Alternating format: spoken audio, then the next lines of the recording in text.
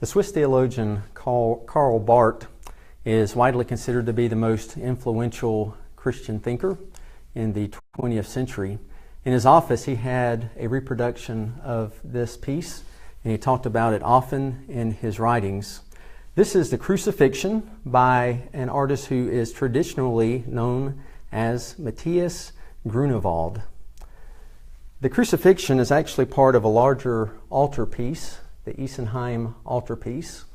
And here you can get some sense of its size, and also there's a number of panels here that fold in and out that give you different images. This is the central panel and the most famous scene from the altarpiece. It was commissioned for the monastery of St. Anthony in Isenheim. This monastery specialized in hospital work and in particular caring for those with skin diseases. This was done right before the Protestant Reformation, just a few years before Martin Luther posted his 95 Theses. And so this would have been an art during the period of the Renaissance. This piece, the Crucifixion, does differ from many emphases in the Renaissance. One is, in the Renaissance, you have an emphasis on human proportion and the ideal human. You see that here in Leonardo da Vinci's Vitruvian Man. But if you go back to Grünewald in the Crucifixion, obviously he is not trying to portray people in ideal proportion. In fact, he highlights certain aspects of the human being for theological purposes. So when you look at this image, it's a striking image in many regards.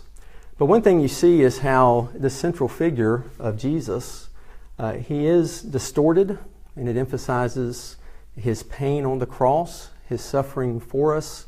If you look at his hand, it's enlarged. His feet are enlarged.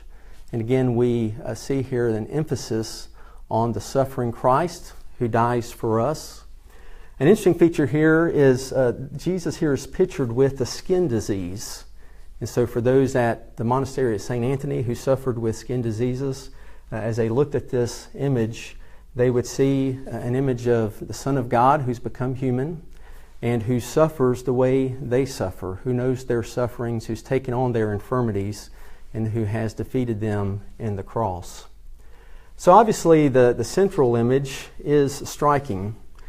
Karl Barth, though, often reflected on this image to the right, which is of John the Baptist. Now, of course, John the Baptist wasn't at the crucifixion, but here he represents those, and particularly the ministry of John the Baptist, of pointing others to Jesus. So John here has a copy of the Scriptures, and he's a preacher of the Scriptures.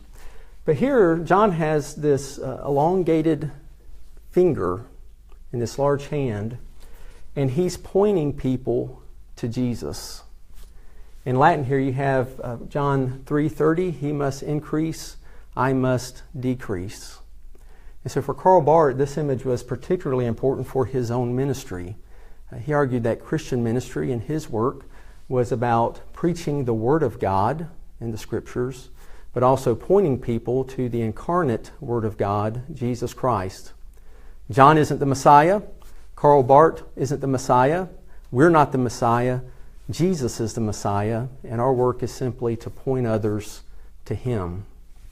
Now, when you go back to the larger image, there's a number of other things going on here, but another striking image that Barth mentions not as frequently as he does John the Baptist, but you have Mary here on the left, and she has lost all strength, but Mary is praying. And so as we just step back and look at the image as a whole, it does remind us of the wonder of the gospel and the foolishness of the cross. God has become human, and in His suffering and death has taken on our sin and our shame. And He empathizes with us, but also has overcome suffering and death in His resurrection. But then we, like John the Baptist, aren't the Messiah. We're simply to point others to Jesus. We're to proclaim the Word of God and point others to Jesus. And like Mary, we are supposed to pray. We can pray on behalf of others and on behalf of the world. So again, a powerful image. If you'd like to learn a little more about this, I recommend this article that For those of you who are HST students and alumni, you can find this on EBSCOhost. If you're not, you can go to our website at hst.edu. There's a library tab. You can click on that, and then there'll be a place there for material resources or requests, material requests, and you can go ahead and request a copy of this article.